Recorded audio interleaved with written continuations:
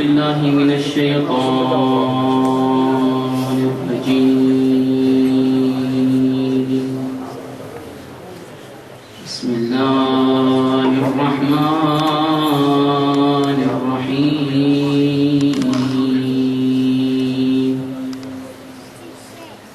صلى الله عليك يا سيدي ويا مولاي يا رسول الله، وعلى آل بيتك الطيبين الطاهرين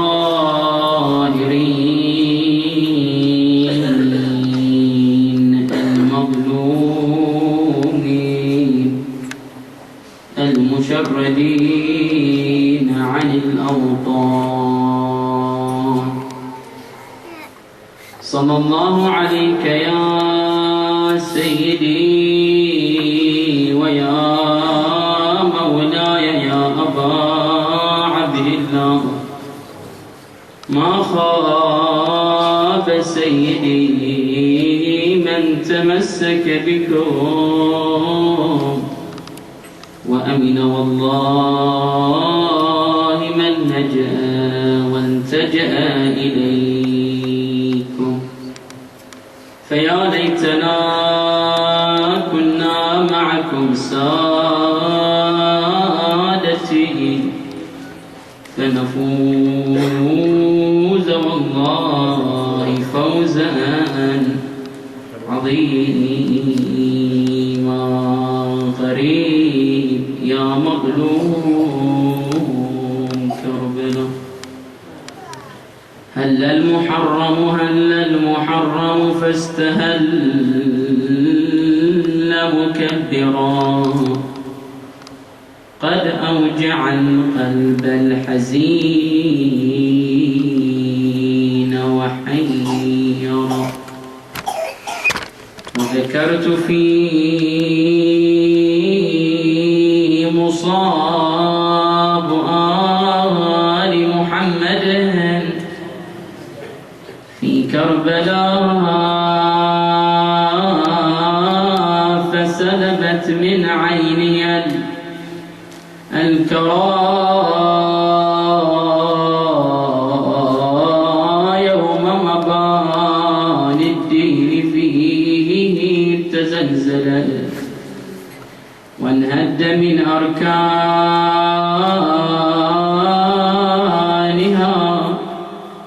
عالي الذرى، وارتجت الأرضون أيوا حسينا، وارتجت الأرضون من جزع وقد لبست ثياب حدادها أم القرى. خطب له تبكي ملائكة السماء، والشمس والقمر المنير تكورا. من مبلغ المختار أن سليله أضحى بأرض الطف شلوان بالعراء. عاشور هلوا بالضمائر شب نيران، راح الفرح عنا وغشانا بظلمة حزن. صارت مآتم في السماوات العلي، وبنت النبي ويا الحور نصبت لا عزيز، والكل ينادي يا غريب الغاضري، وهذا ينادي وشهيد مات عطش مع بكل واد ثياب الاسواد، وراح عافت المكسب والقلب بالحزن وقال، نصبت ماتمها على ابو زين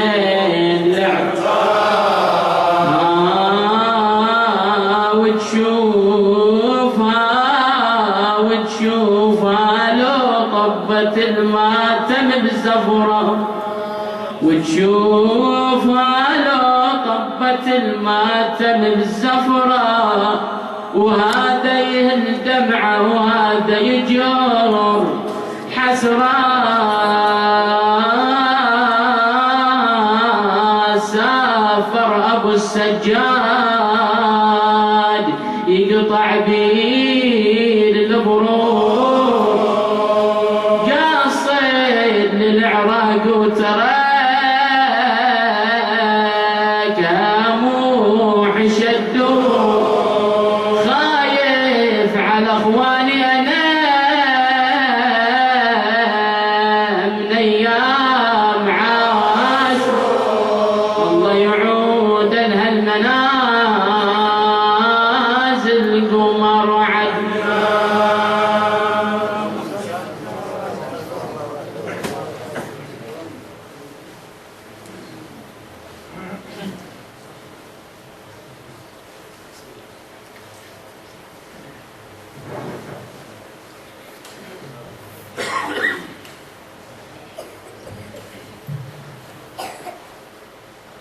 ولهف نفسي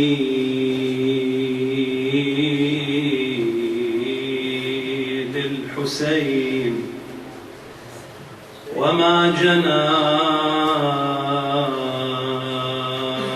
عليه غداة الطف في حربه الشمر، إمام بكته الإنس والجن والسماء ووحش الفلا والطير والبر والبحر، فيانك مقتولا بكتك السماء دما، ومغبر وجه الأرض بالدم محمر. بسم الله الرحمن الرحيم. وفديناه بذبح عظيم، آمنا بالله، صدق الله العلي العظيم.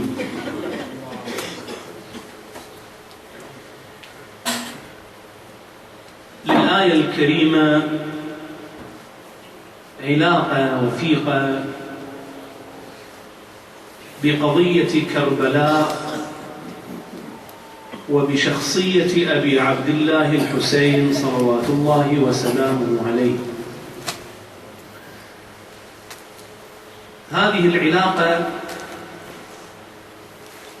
وإن كان البعض لا يفهمها عندما يقرأ التفاسير أو يقرأ الآيات الكريمة من سورة الصافات في قصة إبراهيم الخليل عليه السلام ورؤيا هذا النبي العظيم أنه يذبح ولده إسماعيل، يمر مرور الكرام كأنها قصة وجرت وانتهى الأمر.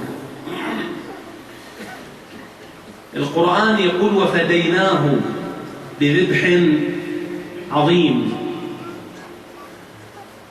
يتصل هذا النوع من الإخبار بقضية الإمام الحسين، القضية المأساوية، الجانب المأساوي، جانب الدمع، جانب البكاء، جانب اللطم، جانب ماذا؟ مفردات كثيرة يقوم بها المحبون لأبي عبد الله الحسين صلوات الله عليه، ولا سيما في أيام العشر. هذه المفردات لها عنوان عام وهو الجزع. الجزع على أبي عبد الله الحسين صلوات الله عليه.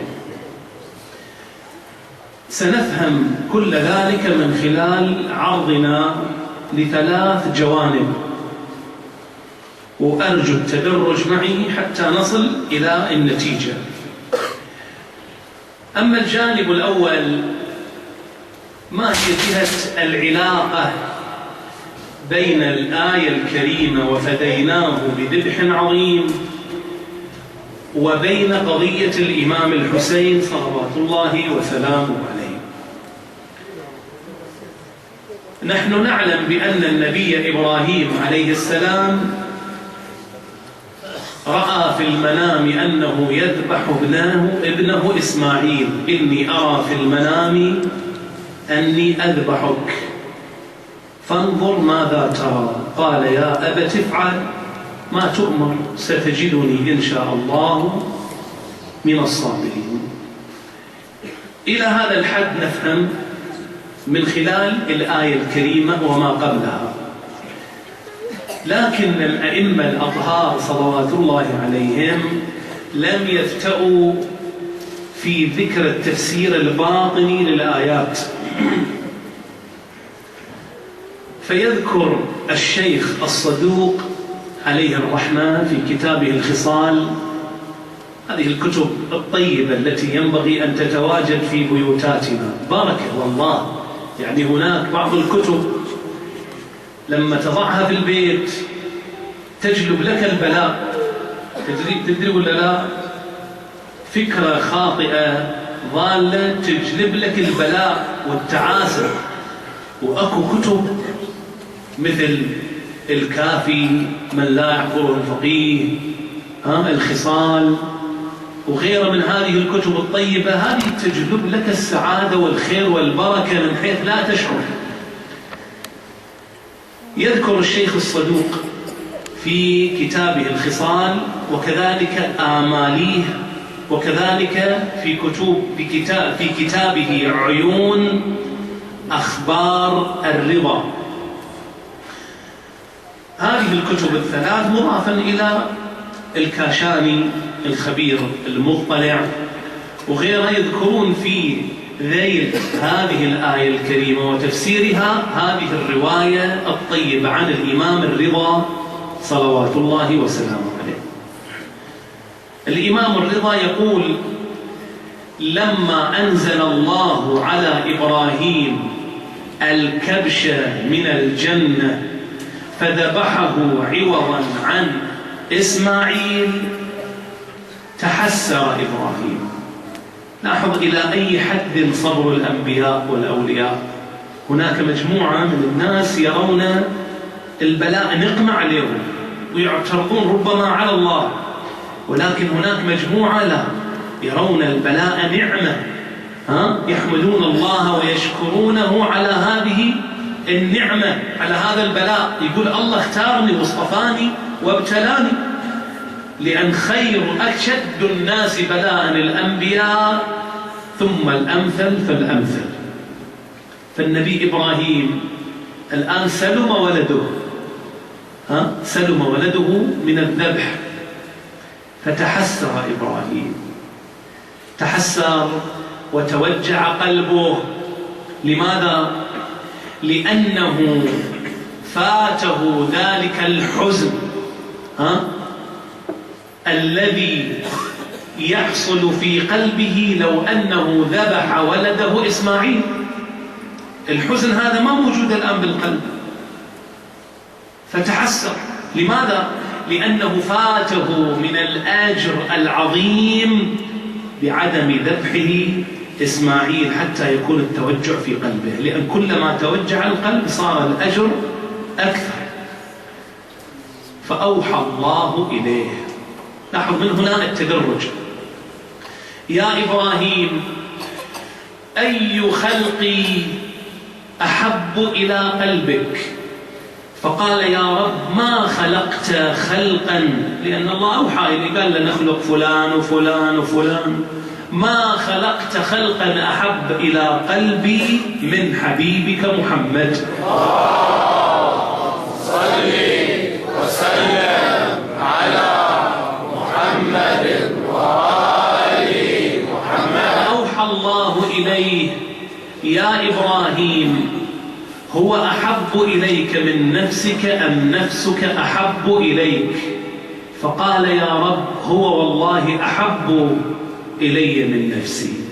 فقال الله له ولده أو ولده أحب إليك أم ولدك أو ولدك؟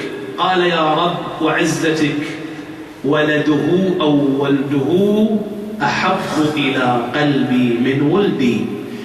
قال فكيف يكون توجع قلبك بفقده وبقتله أم بقتل أولادك وولدك؟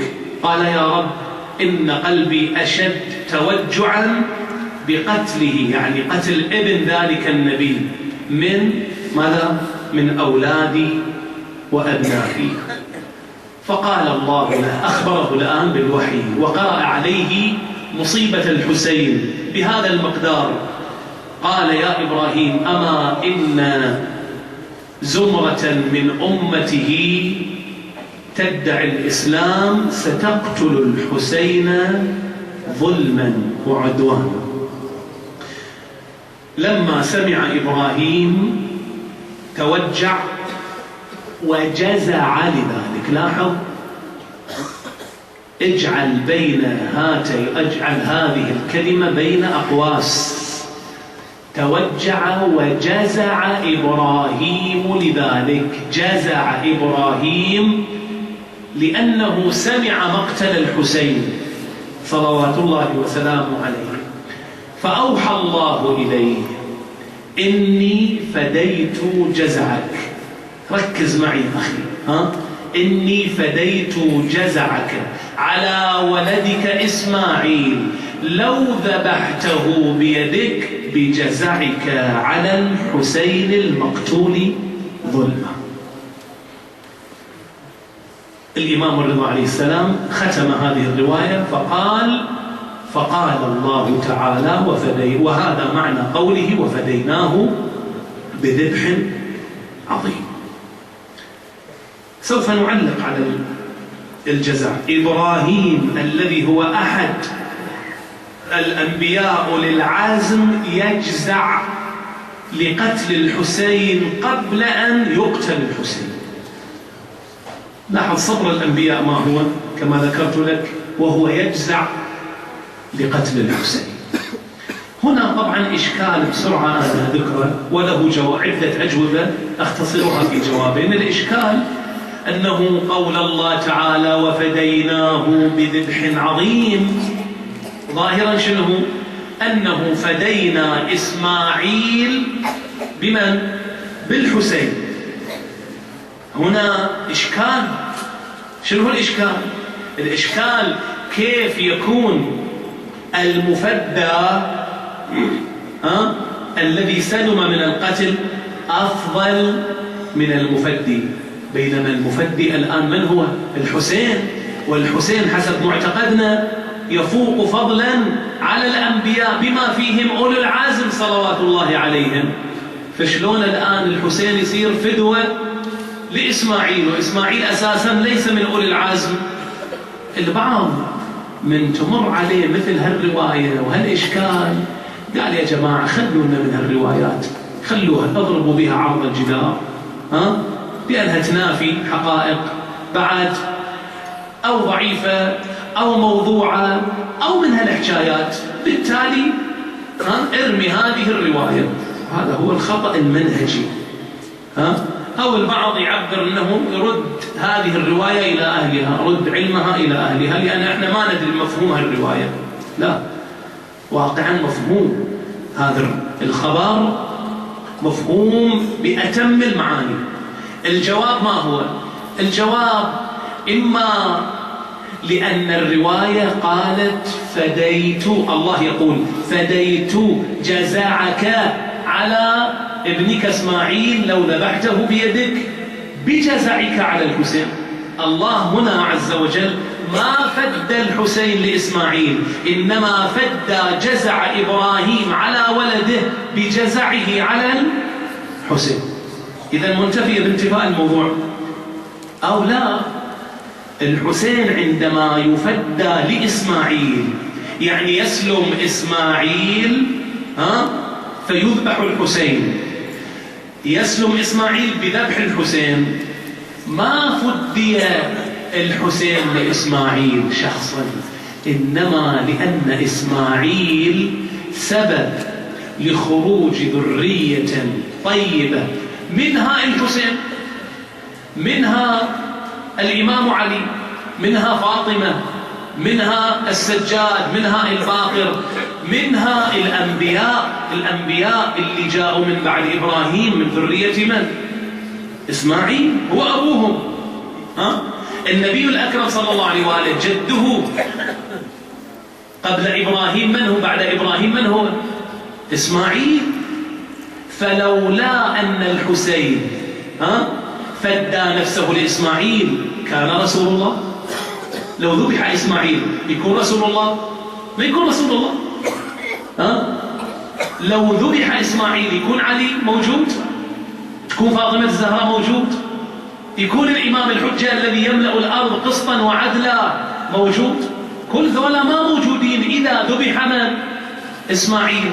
فلذلك الإمام الحسين لما فدى لإسماعيل في الواقع فدى لمن؟ لرسول الله، للزهراء، لعلي، نعم، لهؤلاء الطيبين.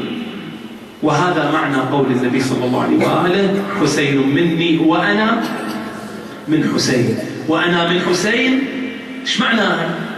هو الحسين من رسول الله معروف، ولكن وأنا من حسين يعني أني تولدت ببركات تفدية الحسين لإسماعيل.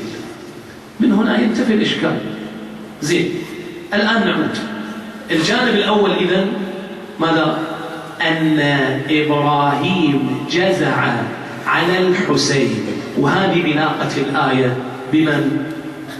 بالإمام الحسين بكربلاء. هذا الجانب الأول، نعم، بصورة مختصرة. الجانب الثاني يتعلق بالجزع. احنا نقرأ مجموعة من الروايات أن آدم عليه السلام، شوف أنبياء، جزع على من؟ على ابنه هابيل لما قتله قابيل. إبراهيم جزع، زين، يعقوب جزع، وعبر القرآن وبيضت عيناه من الحزن وهو كظيم. عبر الروايات بأنه جزع على ولده مع أنه موجود. الإمام الصادق لما فقد ابنه إسماعيل جزع عليه. وهكذا مفهوم الجزع إذا موجود. أمير المؤمنين عندما فقد الزهراء عليه السلام إيش حالته صارت؟ الإمام الصبور جزع على الزهراء، نعم، بل رواية مو الزهراء، جزع على محمد بن أبي بكر الذي قتله معاوية بالسم، جزع عليه أمير المؤمنين. الروايات هكذا تقول. البعض من يسمع الجزع يستوحش، يقول لا عاد حدك، لا تقول جزع، قول أنه بكى، نعم، أما جزع لا. من وين جايب انت الحكاية هذه؟ من وين جوبنا نجيبها؟ الجزع إيش أكو بي يعني؟ أكو بي عيب الجزع؟ الجزع هل هو قبيح؟ هو هذا الجانب الثاني اللي رايح أبحث لك، ورجاء التدقيق معي، لأن هذا البحث دقيق جدا، حتى نصل أن الجزع عندما نسمع احنا من الخطباء أو أصحاب العزاء مثلا الرواية اللي تقول إن صبرتم أجرتم والقضاء جاري، وإن جزعتم شنو؟ أثمتم والقضاء جاري. فيقول لك الجزع يعني حرام، ما يجوز الجزع بعد، الجزع مطلقا حرام، فيعطي حكم مطلق. يقول لك على هونك شوية. الجزع، السؤال السؤال: هل الجزع حسن أم الجزع قبيح؟ يعني ممكن أن يتصف الجزع بالقبح فقط، هو قبيح دائما، أو أن الجزع حسن دائما، أم أنه تارة يتصف بالقبح وتارة يتصف بالحسن؟ شباب خلوا أذهانكم معي وركزوا وياي، جزاكم الله خير، مأجورين إن شاء الله حتى نصل إلى الهدف. مقدمتان للجواب على هذا السؤال، اعتبروها هذه معادلة رياضية، ركزوا شوية. المقدمة الأولى: المسلمون اختلفوا في أن الأفعال اللي موجودة هل هي تتصف بالحسن والقبح لذاتها، أم أنها تتصف بالحسن والقبح لأن الشرع قبحها وحسنها. مثال: الظلم شنو؟ قبيح ولا حسن؟ قبيح. العدل حسن أم قبيح؟ حسن. هذا العدل شلون صار حسن وشلون صار الظلم قبيح؟ الأشاعرة شو اللي قالوا؟ قالوا الأشاعرة بأن الظلم قبيح لأن الله قال الظلم قبيح. ليش العدل حسن؟ قال لأن الشارع، لأن الله قال العدل حسن. يعني لو أن الشرع عكس القضية، قال بأن العدل قبيح والظلم حسن، يقولون صدقوا الشرع، خلاص احنا مع الشرع. هذه الأشاعرة هذا مذهبهم. بينما مذهب الشيعة المعتزلة العدلية عموما ماذا يقولون؟ يقولون لا، مو الشارع هو اللي جعل الظلم قبيح، ولا إن الشارع جعل العدل قبيح حسن، إنما العقل هو الذي يكتشف بأن هذا حسن أو هذا قبيح. لو أجلسنا الآن فرعون من قبره، لو جاء طاغية العراق الظالم المجرم السفاح، سألنا سؤال، قولوا بكل صراحة الظلم حسن ولا قبيح؟ يقول لك الظلم قبيح مع أنه ظالم. يجيب بأن الظلم قبيح. لو أتيت بإنسان ما عنده لا دين ولا مذهب، نقول له الظلم الآن إذا ظلم إنسان إيش راي عقلك؟ يقول لك لا والله قبيح. إذا ما إلى دخل الشرع فقط يكشف عن حقيقة تحسين العقل وتقبيح العقل لهذا أو ذاك. ذهنك معي أخي؟ فإذا الحسن والقبح في الأشياء ذاتيان عقليان مو شرعيان. هذه المقدمة الأولى. المقدمة الثانية حتى نصل إلى النتيجة. الآن الأفعال عندما تتصف إما بالقبح أو شنو؟ بالحسن، مرة اتصافها ذاتي ومرة اتصافها اقتضائي. أدري أنا عباراتي شوية جامدة عليك. ومرة شنو؟ اتصافها عنواني. أضرب لك مثال على كل واحد. اتصافها بالذاتي يعني مثل الظلم بغض النظر سواء الظالم زيد أم عمرو، المظلوم زيد أم عمرو، الظالم والظلم وقع على عهد آدم أو في آخر الزمان، وقع في بيت، وقع في قمر، الظلم شنو؟ قبيح. والعدل سواء صار من الحاكم للمحكوم أو من الزوج للزوجة أو من الزوجة لزوجها أو من الأب لأبنائه أو من الجار لجيرانه، من المؤمن للكافر أو من الكافر للمؤمن، العدل يتصل بشنو؟ بالحسن. العدل دائما حسن. ما أكو عنوان أو قضية تغير ماذا؟ قبح الظلم أو حسن العدل. دائما العدل حسن ودائما الظلم قبيح.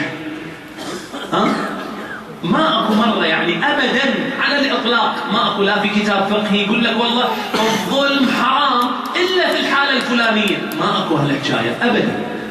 العدل حسن الا في الأمر الفلاني، ما أكو هالكلام. ليش؟ لأن العدل حسن ذاتا، ولأن الظلم قبيح ذاتا. واضحة؟ الآن نأتي إلى القسم الثاني. القسم الثاني لا، بعض الأفعال تتصف بالحسن لا لذاتها إنما لاقتضاء، لأسباب معينة تتصف بالحسن. فإذا ذهبت هذه الأسباب نفس الأفعال اتصفت بشنو؟ بالقبح. إذن هو فعل واحد يتصف تارة بالقبح تارة، ويتصف بالحسن تارة أخرى. مثل شنو؟ الصدق والكذب. الله يجعلنا وإياكم من الصادقين ومع الصادقين، والله يبعدنا عن الكذب. الصدق في ظاهره شنو؟ حسن أم قبيح؟ حسن. والكذب شنو؟ قبيح، ليس بحسن، ولكن قد تنقلب القضية. هذا مو مثل الظلم والعدل اللي ما ينقلب أبدا، لا، هذا قد ينقلب. إذا أردت أن تصلح بين شخصين متعاديين مؤمنين، كل واحد ماخذ بخاطر على الآخر، و20 سنة ما حد يكلم الآخر، وأردت أن تصلح، استخدمت الصدق، ما أكو فائدة. ليس هناك سبيل إلا شنو؟ الكذب. الروايات تقول بأنه يجوز الكذب في صلاح ذات البين. هنا الكذب كان قبيحا، ولكن في هذه القضية صار شنو؟ حسن. الكذب قبيح، ولكن أنا لما ما أكذب في هذه القضية قتل ذلك المؤمن، أوذي ذلك المؤمن، أعدم ذلك المؤمن. فالكذب قبيح، ولكن في هذه القضية لإنقاذ المؤمن أصبح الكذب شنو؟ حسن. أصبح الكذب حسن. وهكذا أمثلة كثيرة يا جماعة.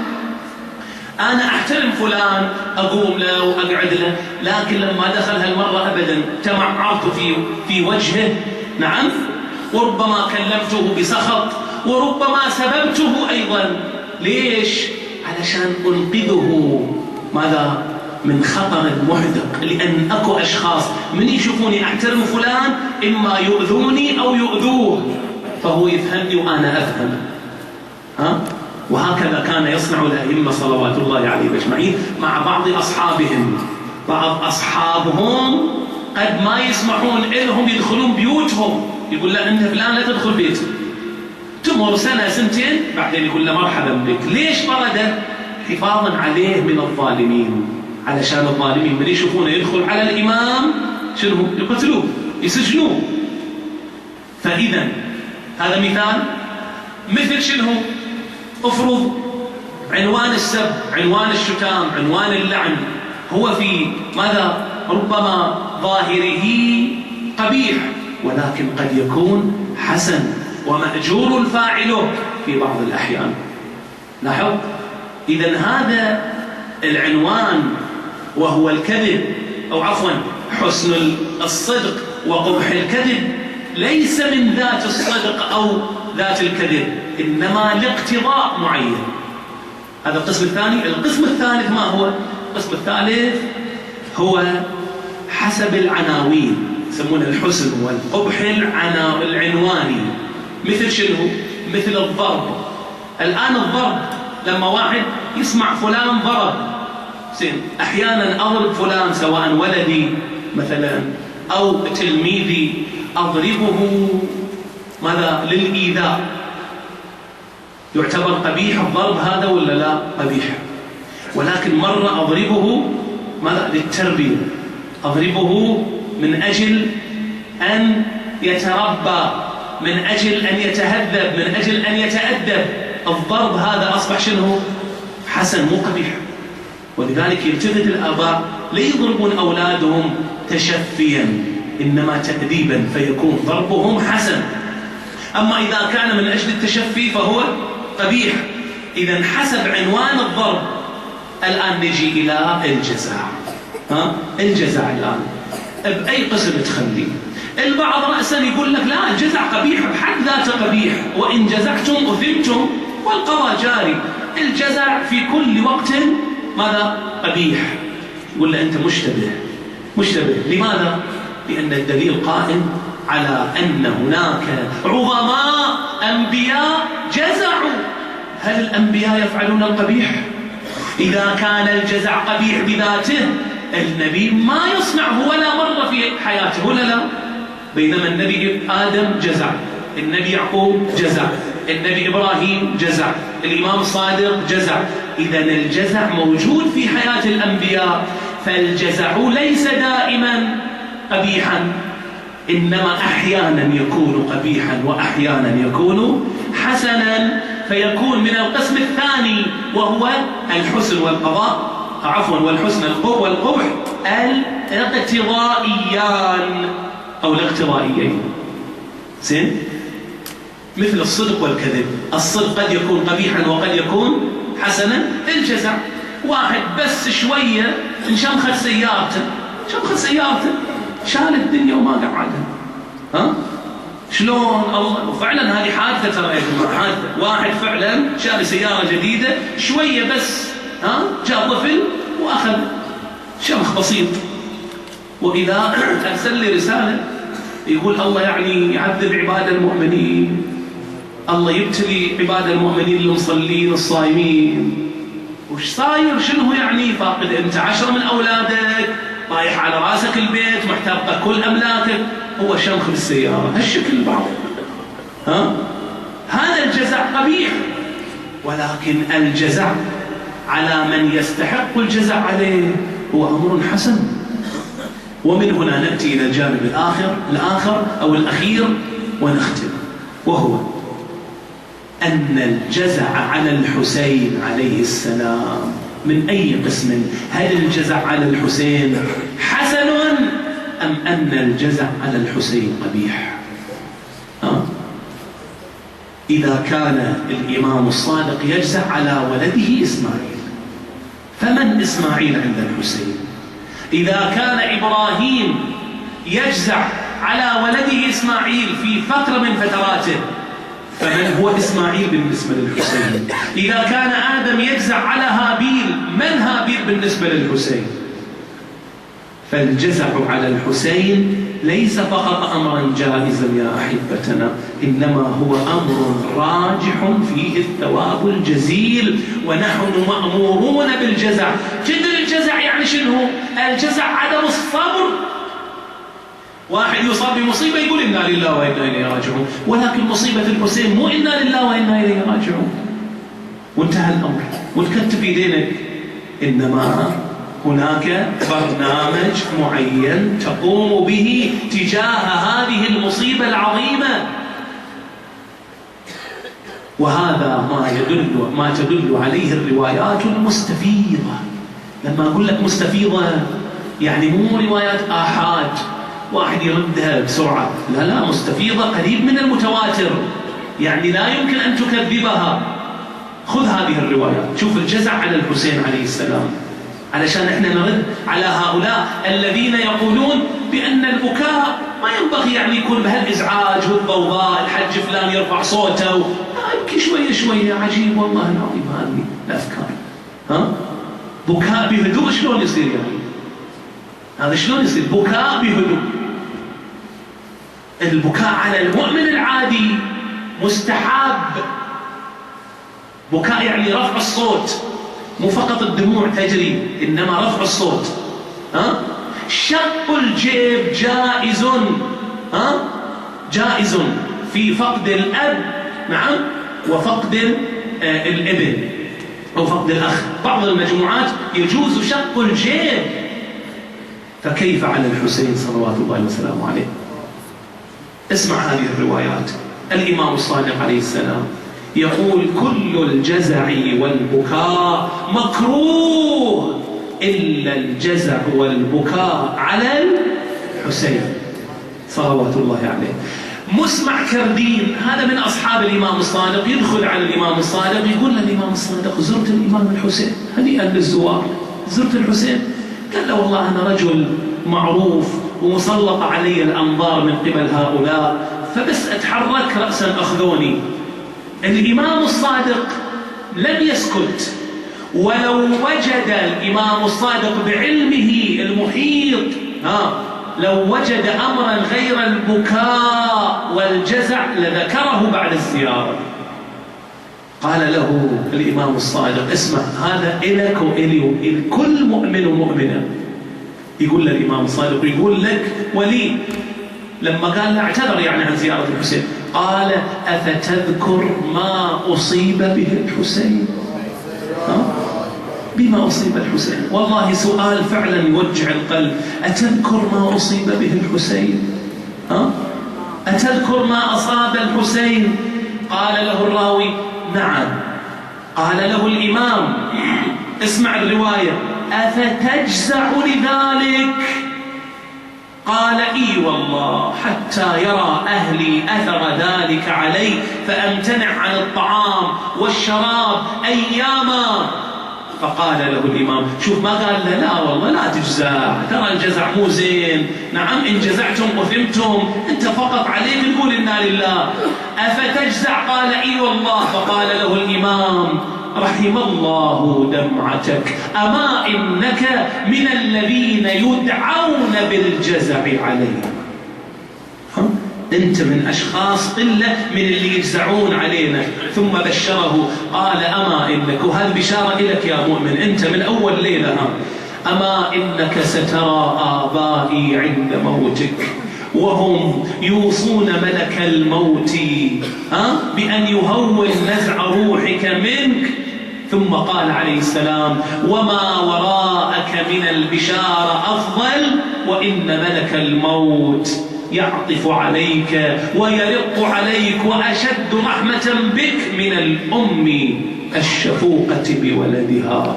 اللي يبكي على الحسين، يصرخ على الحسين، نعم يبكي بانزعاج، يبكي ماذا؟ بتأوه، يبكي بإشفاق على الحسين، له هذا الأجر الكبير. ويعطي الإمام الباقر برنامج يومي. احنا برنامجنا باكر والى اليوم العاشر شنو؟ شبابنا. لا تخلون برنامجكم من اليوم الاول الى العاشر مثل سائر الايام، لا في ثيابك، لا في ابتساماتك، لا في ضحكك، ولا سيما بعد ان ينتهي وقبل ان يبدا المجلس. خلي حالتك متغيره، استعد للحسين، كن فداء للحسين. الامام الباقر عليه السلام ماذا يقول؟ يقول: فلتندبه ماذا؟ في بيتك، وابكه في دارك، وأمر أهل دارك بالبكاء عليه، وأقم في دارك مصيبته بإظهار الجزع عليه. لاحظ كلمة الجزع ايش قد تكررتها؟ بإظهار الجزع عليه. وإمامنا الصادق عليه السلام أيضا يقول: لقد شققنا الفاطميات الجيوب ولطمنا الخدود على الحسين، وعلى مثل الحسين فلتشق الجيوب ولتلطم الخدود. إمامنا الرضا عليه السلام يقول: لقد أقرح، إن يوم الحسين أقرح جفوننا. الله، كلمة أقرح تدري شنو؟ مو يعني ده معنى تشوف الواحد لما تصيبه حكة بعينه تتجرح عيونه يقول من بكائنا على الحسين تقرحت أجفاننا. إن يوم الحسين أقرح أجفاننا وأسبل دموعنا، وعلى مثل الحسين فليبكي الباكون أيها حسينا. الحسين عليه السلام هكذا عند الأئمة الإمام الرضا يدخل عليه تعبل عليه الرحمة بذيك القصيدة التائية. شي يقول له؟ يقول: أفاطم لو خلت الحسين مجدلا وقد مات عطشانا بشط فراتي، إذا للطمت الخد. يعني ضربت على خدك يا فاطمة، فاطمة الوقورة العظيمة اللي الأنبياء أخذ الله عليهم الإقرار بفضلها، تلطم على ولدها الحسين. الإمام الرضا ما قال لا والله ما تلطم فاطمة فقط تبكي، إنما بكى الإمام الرضا ولطم كما تلطم الزهراء. إذا للطمت الخد فاطم عنده وأدريت دمع العين في الوجنات. الرواية تقول: إن لفاطمة في كل يوم شهقة تشتقها على الحسين.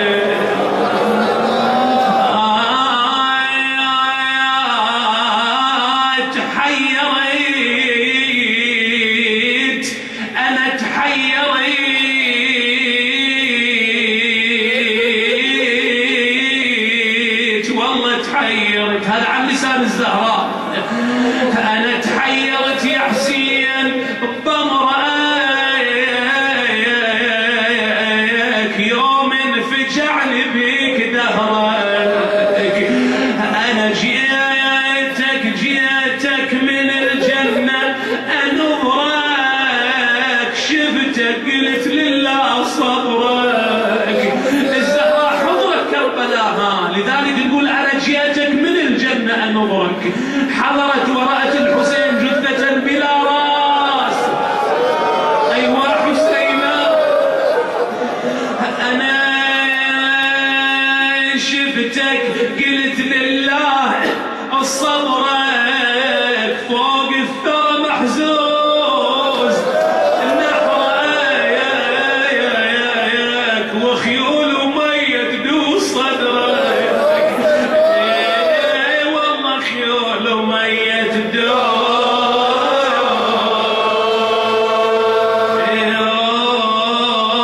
صدرك. هذا حال الزهراء. شوية موقف آخر أيضا، الإمام السجاد يدخلون عليه جماعة. لاحظوا يا جماعة، يدخلون عليه جماعة يشوفون في صحن الدار امرأة واقفة تحت أشعة الشمس.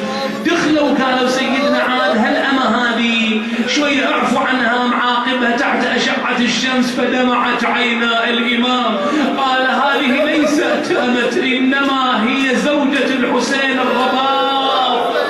منذ أن قتل الحسين وشافت الحسين مرميا على وجه الأرض قالت بعد ما أصير تحت الأرض لنوحا عن لسان الرباب لنوحا وقضي العمر بالنار. والله لنوحا وقضي العمر بالنار. أنا لعمي عيوني واتلف الروح شلون الصبر وحسين مذبوح ودمع على التربان مسفوح. إذا عندك حالة نياحة شوية أصواتك هذه الليلة وكل ليلة من الليالي المقبلة. الإمام الصادق يقول رحم الله تلك الصرخة التي كانت لنا. الصرخة أعظم من الصيحة. الإمام السجاد يدخل إلى المدينة يتلقاه عمه ابن الحنفية يسأل عدة أسئلة ويجيب الإمام السجاد فيتقرح قلب ابن الحنفية. شي يقول ابن الحنفية وأنت صوتك مع ابن الحنفية يا ابن سمعت أخبار عن أيام عاشور شان البعض منها صديق باهي من الغرور. يقولون صدر ابن النبي بالخير حسينا. يقولون صدر ابن النبي بالخير مكسور. الأعوجية والشمير داسه بالانعام.